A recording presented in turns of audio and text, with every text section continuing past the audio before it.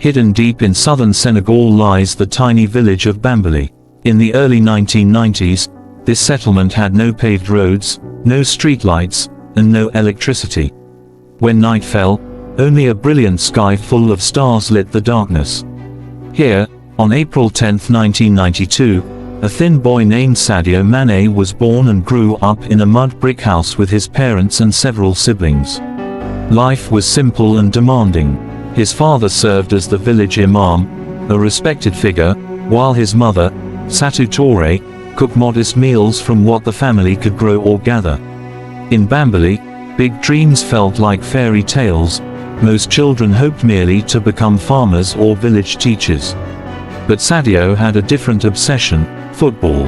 His first ball wasn't shiny leather but a bundle of rags tied with string. Every evening after helping his mother in the fields, Sadio dashed to a rough patch of ground with friends.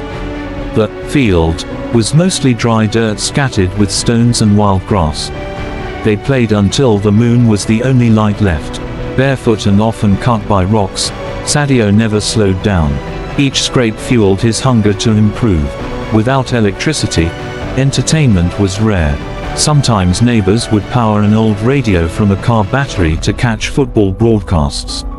During Senegal's historic run to the 2002 World Cup quarterfinals, young Sadio listened wide-eyed to the crackling commentary and whispered to himself, "One day, they'll call my name too." But his passion met resistance. His father wanted him to pursue religious studies and become a teacher or imam, not waste time on a child's game. Sadio quietly defied those wishes. Whenever there was a small tournament in a nearby village, he walked miles to participate, even without permission. At about 13, an important moment arrived. A local youth tournament was announced in a nearby town. Sadio had no proper shorts and no shoes, only determination. His mother, sensing his resolve, finally said, "If you truly believe, go. But be careful." She slipped him a few coins for the journey. Sadio walked for hours to reach the field. His tattered shorts and oversized shirt drew chuckles from other players, until the match began. His speed and control silenced them. Word of the gifted boy from Bambali spread quickly, but the hardest challenge remained: convincing his family that football was more than a hobby. His father still objected, and Sadio sometimes felt the weight of discouragement. Yet each night, beneath the giant baobab tree near his home, he looked up at the starry sky and vowed that one day he would leave this dark village for the world's brightest stadiums. By age 15, Sadio's dream could no longer be contained. He left Bambali for Dakar, Senegal's bustling capital, with just a small bag of clothes and barely enough money for bus fare. His mother wept as he departed. His father still wished he would stay. Sadio's own thoughts were simple: if I fail, at least I tried. The journey to Dakar took nearly a full day in a rattling old bus. He gazed out the window as the dusty roads of his childhood disappeared. The capital dazzled him with neon lights and endless noise, a different universe for a boy used to darkness and silence. Reality hit hard. Without connections or fees, getting into a professional academy was daunting. He slept on mats in the cramped home of distant relatives and walked the city each morning, searching for open tryouts. Many coaches dismissed him at first sight. He was too thin, his shoes worn to threads. Then he heard of an open trial at Génération Foot, one of Senegal's most respected academies. He queued for hours under the blazing sun, wearing a faded pair of shorts and a loose shirt. Other hopefuls smirked at his appearance, until the whistle blew. Once the ball touched his foot, Sadio became unstoppable. He exploded down the field, slicing through defenders with lightning pace and deft control, firing a powerful shot into the top corner. The coaches exchanged amazed looks.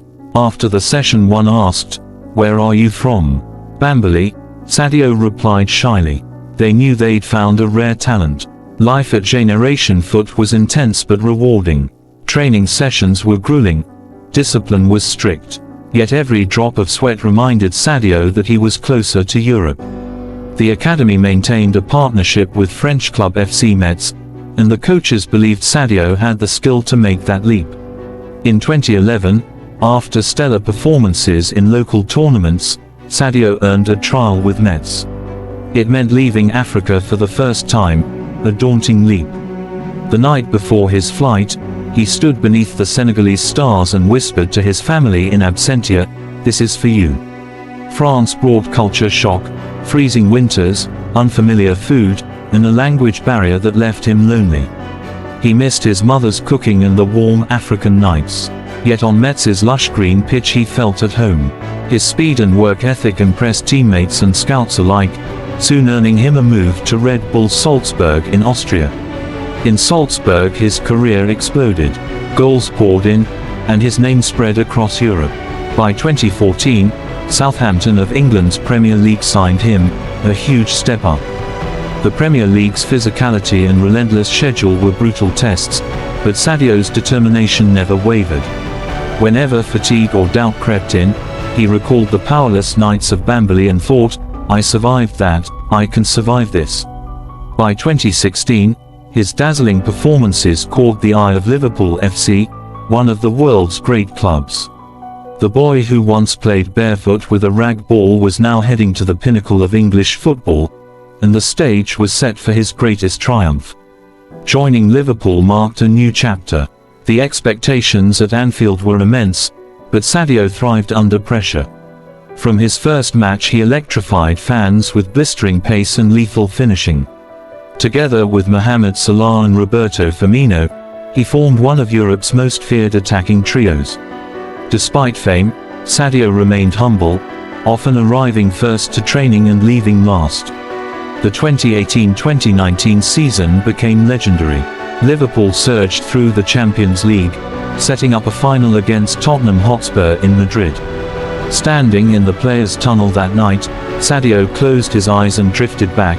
Moonlit games in Bambali, the bumpy bus ride to Dakar, cold mornings in Metz. All of it had led to this. Minutes into the match, Sadio's incisive play earned a penalty converted by Salah.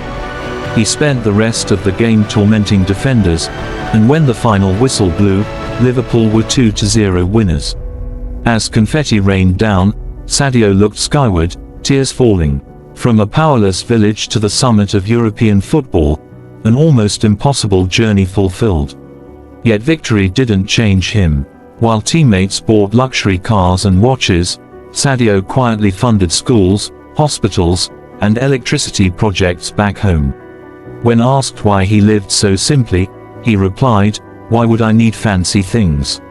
I know what it means to have nothing." Returning to Bambali after that historic win, he brought more than a trophy, he brought literal light.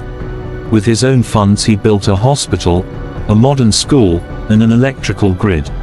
Streets that once disappeared into darkness now glow at night. Children study after sunset. Families receive proper medical care. The homecoming was joyous. Villagers crowded the roads. Children ran beside him shouting his name. Sadio embraced elders, kissed his mother's hand, and walked to the dirt field where his dream was born. There he organized a friendly match, laughing as local kids, now with real football boots, played with the same fire he once had. For Sadio, success has always meant more than trophies. He funds scholarships, supports youth programs, and builds mosques. "I don't just want to be remembered as a footballer," he says, "but as someone who gave others a chance." Even after moving to other clubs later in his career, the night he lifted the Champions League trophy remains unforgettable. More important, it stands as a message to millions of children across Africa and beyond: your birthplace does not define your destiny. Today, when darkness falls over Bambali, streetlights shimmer and children kick a proper ball on a grass field. Sadio often sits on his porch listening to their laughter, gazing at the same stars that once guided his dreams. He smiles, remembering the promise he made to himself long ago: "One day, I will return with light."